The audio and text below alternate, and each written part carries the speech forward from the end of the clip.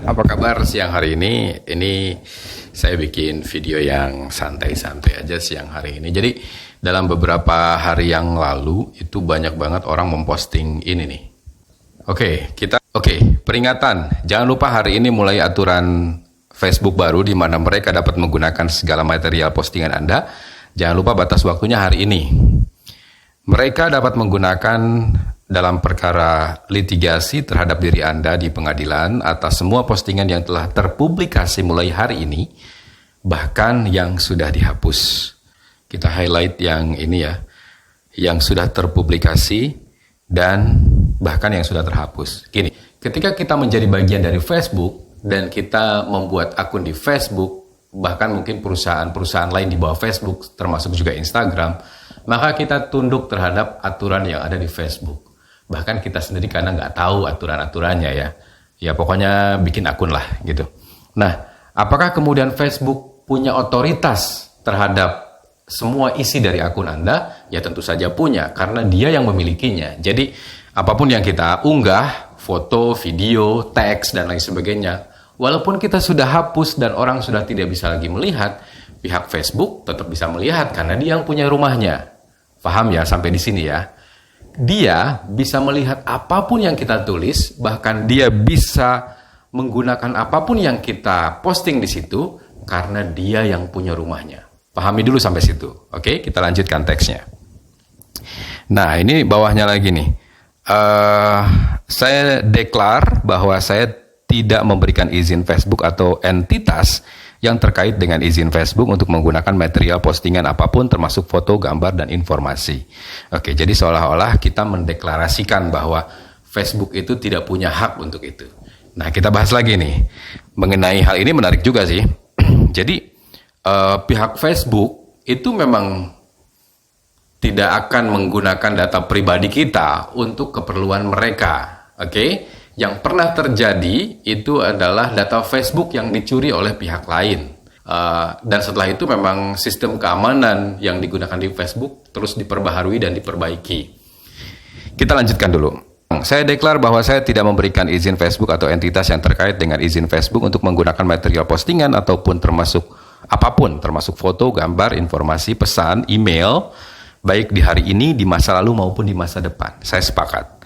Itu memang kita harusnya bisa mengatakan itu. Walaupun saya akan bilang di awal video ini, teks ini saya pastikan bukan dari Facebook dan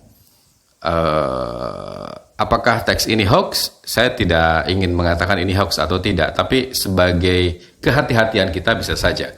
Tapi teks ini tidak resmi dikeluarkan oleh sebuah lembaga, itu aja.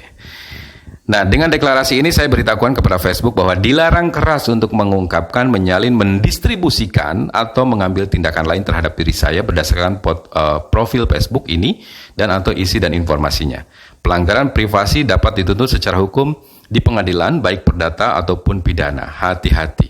Sepakat soal itu. Jika ada seseorang mengambil data kita, maka kita punya hak untuk mengajukan gugatan. Itu ya. Tapi lagi-lagi saya ingatkan, teks ini tidak dikeluarkan oleh instansi tertentu atau bahkan Facebooknya sendiri. Jadi ini pure ditulis oleh seseorang yang kemudian dia berharap bahwa teks ini dikirimkan ke orang lain. Maka nanti di teks berikutnya ada tulisannya nih. Oke, ini yang saya maksud. Jangan share tapi copy dan paste. Kenapa jangan share? Karena dia ingin teks ini seolah-olah nanti diketik di data Facebooknya ya. Bahwa semua orang tuh mengetik teks yang sama gitu. Padahal dia tidak mengetik, dia hanya mencomot, di copy, dia paste di tempatnya dia gitu. Nah, itu emang ada pengaruhnya sih. Bisa jadi ketika misalnya teks ini makin banyak ditulis oleh orang atau di copy dan paste, maka dia akan trending teks ini. Jika ikut memberikan deklarasi atas hal ini, Anda dapat menyalin dan menempel postingan status ini. Jika Anda tidak memberikan deklarasi tentang ini setidaknya satu kali, seakan secara eksplisit atau implisit memberikan izin terhadap berbagai kemungkinan penggunaan status, postingan, foto Anda, serta informasi material lain yang terkandung di dalamnya. Oke. Dan ini halaman terakhirnya. Saya tidak memberikan izin Facebook untuk membagikan material apapun yang telah saya posting di situs mereka, baik postingan di hari ini, di masa lalu, dan di masa yang akan datang, serta informasi lainnya termasuk foto, nomor telepon, atau email. Tidak ada yang dapat digunakan dalam bentuk formulir apapun tanpa izin saya. Oke, karena teksnya udah selesai, saya mau bahas tentang teks di Facebook ini.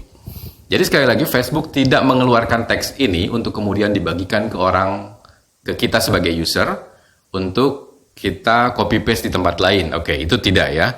Ini pure ada seseorang yang kita nggak tahu siapa dan di mana, dia menulis teks ini dan dia menginginkan semua orang melakukan ini. Kita bedah satu-satu. Dari sisi keamanan, maka teks ini baik sebenarnya. Jadi mengingatkan kita bahwa tidak boleh ada otoritas manapun yang menggunakan foto, video, teks, dan lain sebagainya punya kita untuk ditempelkan di tempat lain. Oke.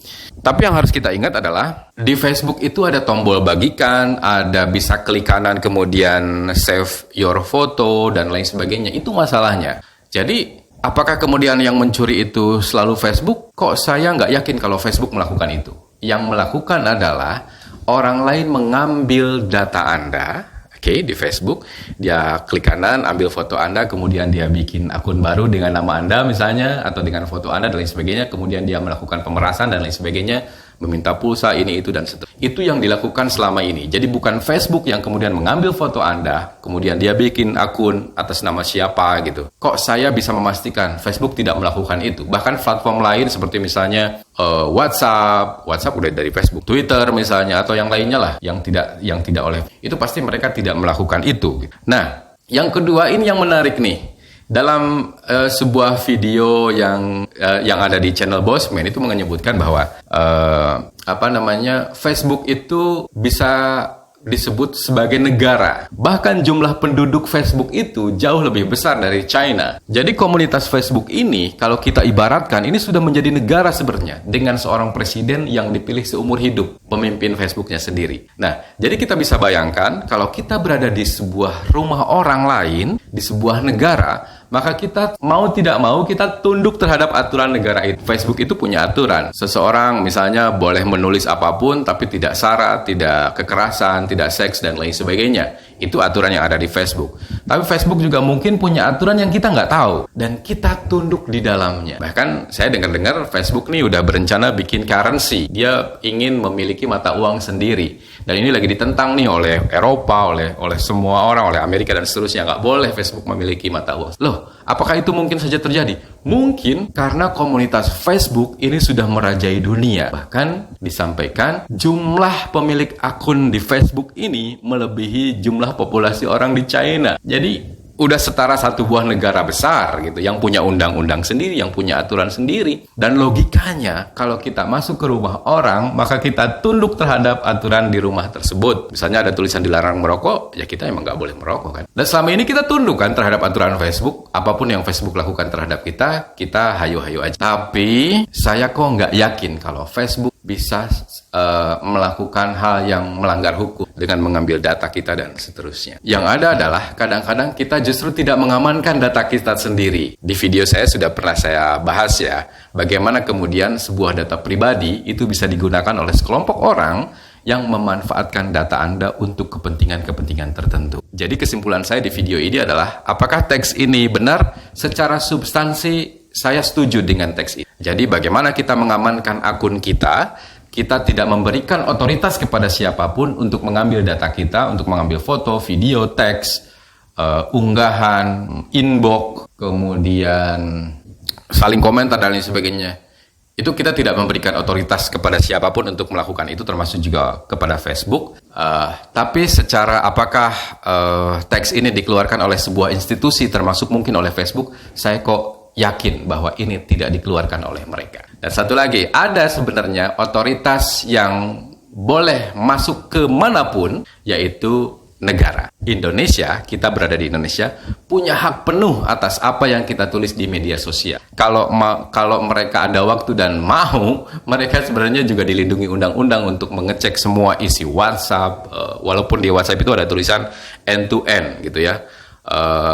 Pesan yang dikirim ke chat ini dan panggilan ini diamankan dengan enkripsi end to end gitu. Jadi sebenarnya secara sistem tidak bisa ada satu orang pun yang mengambil teks ini, tapi negara tentu punya hak karena kita berada di negara ini. Tapi apakah selalu dilakukan? Ya enggak lah, ngapain, negara nggak punya kerjaan lain gitu selain mantauin teks yang kita tulis. Jadi dalam kondisi-kondisi tertentu mereka sangat punya hak untuk mengambil, melihat apa aktivitas kita di media sosial. Tapi tidak setiap hari atau tidak setiap kita dipantau, ngapain gitu. Mereka juga kerjanya.